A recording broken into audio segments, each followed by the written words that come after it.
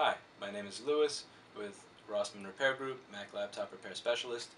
Yes, I am wearing a jacket in my office because it is fucking cold in here, even with the fluorescent light fixtures that are on right now.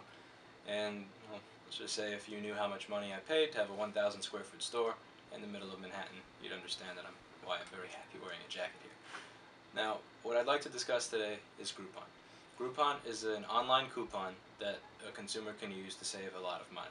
It's not like a regular coupon where you buy 8 rolls of toilet paper, get $5 of credit. It's a coupon where let's say you spend $25 and you can get $100 worth of services or goods from a business. And Groupon will split the profit with the business 50-50. So let's say I purchase a coupon for $25 and I get 100 worth of services. The business gets $12.50 and Groupon gets $12.50. Now, this coupon is becoming pretty popular, and in a time where most people are trying to save money because of the recession, it's been encouraging people to spend money. And the company has grown quite a bit and become popular for this reason. Now, Groupon is good for some businesses, but for ours in particular, which is the business of computer repair and small device repair, it's not. Oh, it's in my opinion, it isn't a good thing to run. And one of the things that offends me about Groupon is how when they market to a small business like us or a small business similar to us, is that they'll try to tell you, this business is really big and has been around for a long time. Wouldn't you like to have a lot of positive reviews like them? Wouldn't you like to have a large client base like them? And I'm basing this not based on my personal calls to Groupon, but based on calls received or placed from businesses that have purchased parts from us before. There are quite a few shops in the area that will buy parts from us, so I have a good rapport with a lot of other tech shops in the area. And they've almost all tried Groupon or ran it before, and a lot of them received the same advice from the people on the phone with Groupon. And I don't like that idea. I don't like the idea that they're telling a small business, well, you'll gain a client base a little faster if you run a Groupon. You'll gain better reviews so you can catch up to this other business if you run a Groupon. I think that these are myths, and I'd like to explain why I believe them to be myths in this video. The first myth of the Groupon is that it'll give you a client base. I'd like to explain the difference between a client and a customer.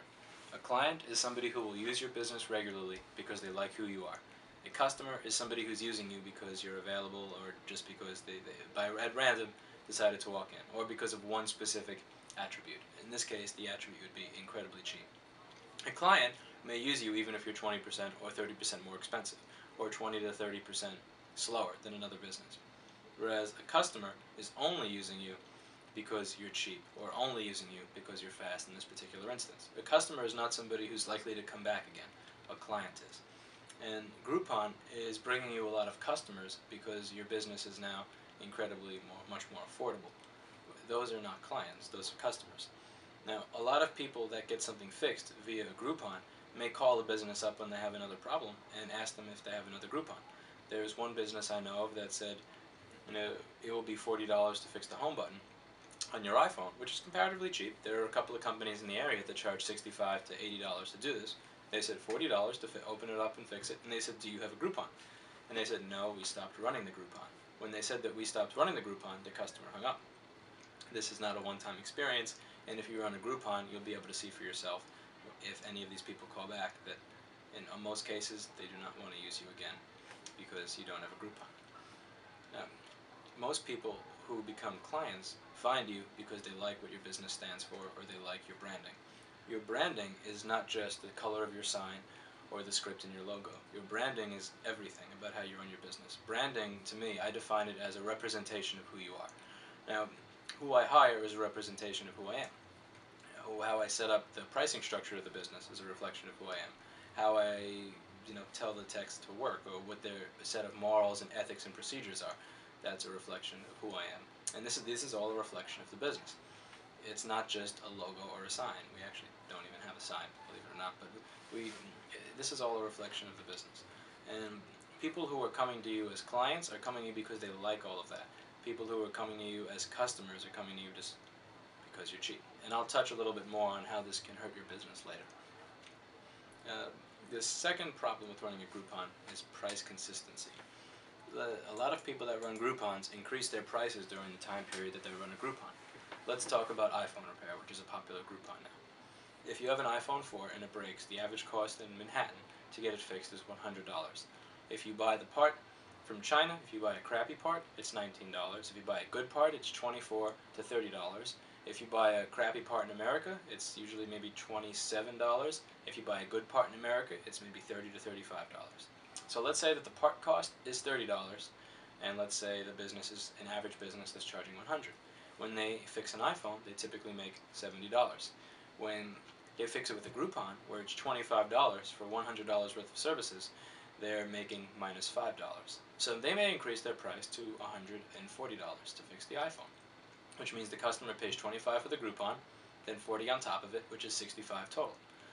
Now the business will get $12.50 from that Groupon, and they'll also get $40 on top, which means they get $52.50, if my math is right here, which it should be with something this easy. So that means that their total profit is about 20 and change, which is bad, but is better than nothing. Now the problem in this instance is when a regular customer walks in. Let's say a client who is a regular customer of this business, who loves the work they got done for $100, prefers their friend, who is just about to become a client when they walk in. And the friend walks in and he goes, "I'd like to get my iPhone fixed," and they go, "That'll be $140. Now, the regular customer is not going to look at them and go, "Oh, I understand. You're probably running an online coupon that takes a lot of the profits away from your business, and you're making up for it temporarily by raising the price. Don't worry about it. I'll just come back next week." No, that never fucking happens. They're going to look at you and go, "Oh, my friend got it done for $100. You're trying to rip me off." And then they're not going to like you. They're going to walk out with a bad taste in their mouth, maybe not refer anybody else. Or you could just not raise your prices during the Groupon period. And let's say you get 100 customers, instead of making money, in addition to paying all your regular expenses, you'll have a net loss of about $500. Most businesses go for the former. And again, they have this problem with trying to scope out whether or not somebody has a Groupon when they walk in and go, "Oh yeah, you want a drink? No, don't worry. The free drinks are for Groupon, or not for Groupon people. Here, you can have a free drink." Or it's funny in pizzerias when they do this, and the people with Groupons, they actually get pissed off at the people that don't have a Groupon because they're actually getting treated better because they don't have a Groupon, and it creates a mess when it comes to price consistency. You have to have price consistency in order to retain a client base. People don't like walking into a store and seeing that milk is $2.50 a gallon today and $20 next week. They would rather walk in and just have you say, "I'm sorry, we have no more milk, check back Monday," than if you say, "I only have one milk carton left, and if you want it, that's $20. Nobody responds well to that. So price consistency is another reason that you shouldn't start a Groupon, because you're going to piss off a lot of your regular customers. Now, there are some people that are able to have good success even without hiking the price of their services. There's one company in particular that I know that specializes in customizations, with changing the color of your phone, changing the color of the casing of your phone, and just stuff that most other companies don't do, and multicolors and really cool cases and all sorts of shit. And there's good profit on this, because let's say a specific case is $5 and they sell it to you for $50 because it's really cool. That's $45 a profit. So when people would come in, they would show them this cool shit, and most people would want it. So instead of making $3 off the repair, they've now made $50 because they've sold you on something outside of the Groupon. And most business owners don't think of how they can upsell their customers when they come in with a Groupon. Most businesses just think of making money off base services. So if you're a business that's going to be able to upsell and sell a lot of your customers on these side items, you may have some success with Groupon. But if you're just planning on having people coming in and doing the regular things that they usually do in your business, you're not going to have a lot of luck. And if you're a business like mine, which doesn't sell add-ons, or doesn't have 80 cool, nifty things in your store that you can sell every single person who walks in, and that they cost $30 or $40, you're probably not going to be able to maintain price consistency with Groupon without losing a lot of money. The next two myths are whether your business is ready for the Groupon or not. Most people think they are when they're not, and that you'll get a lot of good reviews. Most businesses are not ready to run a Groupon. If you're a restaurant, again, I understand, I'm not saying that it's difficult to make a really good sandwich or a really good meal. I'm saying that if you make one person a crappy meal, it's not the end of the world. So the spinach is overcooked in my empanada, big whoop. Whereas if you're doing data recovery and while you're working on it, you accidentally erase everything because you typed in the wrong command and there's 8 more people that you're dealing with at one time than you usually would be, that's bad.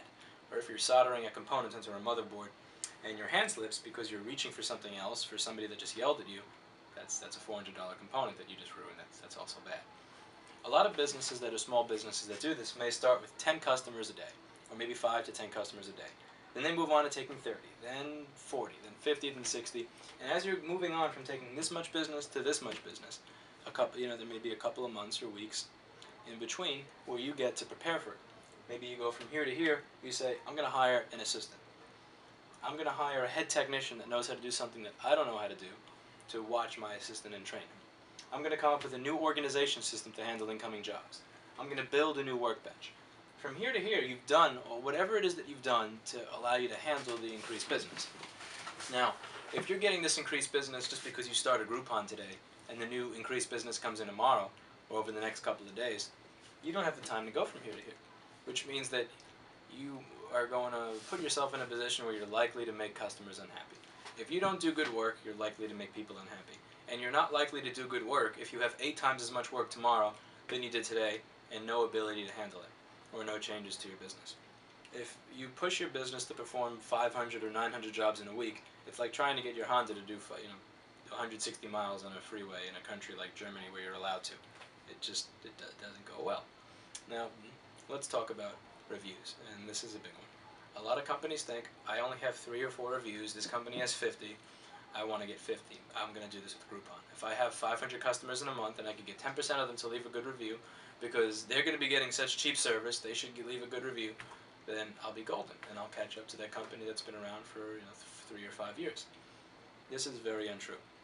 And I'd like to go back to the branding aspect that I was talking about earlier, about how you get people in the door. Branding is, again, it's more than just your sign, your logo, or your color scheme. Branding is everything about your business. Branding has to do with who you hire, branding has to do with your procedures, branding has to do with your pricing, how you speak to people, how you set up your business, how you deal with incoming business. Branding is everything. And people will choose you based on your branding. People may choose another business over yours because they don't like you. And this is actually a really good thing. If your branding is transparent, meaning your branding is a true reflection of who you are, and you're not just creating 5 different looking websites and 5 different ads to try to attract everybody. If your business, if all your ads are written by you and all your graphics or design is something that you've approved of, and all of your procedures and policies were come up with by you, your business is a reflection of you, and your branding is a reflection of you. If your branding is a reflection of you, then the people who come in are going to be people who like you. And the people who do not come in, who go to someplace else, are people that like them and who may not like you. This is great. If you look on Google and Yelp, you'll notice that most businesses that do what we do have 4 to 5-star reviews. It's very hard to find a business that does what we do that's below 4 stars. Even messy businesses, unprofessional businesses, businesses that break a lot of what they work on. All of these businesses actually get amazing reviews most of the time. The only people who get really bad reviews are people that are just colossal fuck-ups. And if you search on Yelp or Google and read every review, you'll be able to find out who I'm talking about here. But most businesses get great reviews, and it's because of branding, because the customers coming into their business are the customers that are going to like them, and the customers not coming to their business are the people that are not going to like them. Now, with Groupon, you're not getting people who are coming to your business because they like your branding. You're going to attract people who come into your business because you're cheap. And these people are ignoring everything else and just focusing on the fact that you're cheap, which means they're not necessarily going to like you as much. When you combine the fact that the people who are walking into your business are people who may not like you, with the fact that you're likely to fuck up a little bit more since you're doing so many more repairs, you're likely to not only not get positive reviews, you're also likely to earn yourself a couple of negative ones. That company that I was speaking about before that does customizations actually got their first online negative review in the history of their business after running a Living Social deal. Living Social is very, very similar to Groupon. And there are a lot of companies that get their first negative reviews from Groupon and Living Social and Yelp deals. If I were able to create a graph of all the businesses I know that ran a Groupon and show their reviews over a year, and then show their reviews during the month that they had a Groupon, you would see a little spike. Even although these businesses may have different curves, you would all see a spike in every single one of them while they ran a Groupon. And it's just a fact of life that when you accept that increased business and you have a lot of people coming in that may not regularly come to your business, that you have a higher likelihood of having people that don't like you. So if we recap there's a higher chance of you messing up what you're doing when you run a Groupon. You're going to be screwing over your regular customers with price hikes. You're highly likely to get worse reviews, and you're probably not going to gain a client base out of it. Now, the last point I'd like to touch on, which is the most interesting to me, is Groupon itself. Groupon is not a profitable business. They've grown a lot over the past couple of years, and a lot of people will note online on blogs and on finance sites, wow, Groupon is growing, growing, growing, getting bigger and taking in more money every year. Even I almost made a mistake, as you probably heard of saying making money. Groupon does not make money. They take in money. They spend more money than they take in. To make this much money, they spend this much money. And if you look at their finances over the last couple of years, you'll see that there are several times where they've lost over $500 million in a year. This is really, really bad.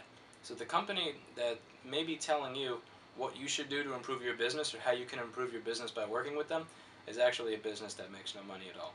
So regardless of how much money any of us may lose by running a Groupon, the biggest loser here is actually Groupon. There is no business that is, I believe, has run a Groupon that has lost as much money as Groupon themselves.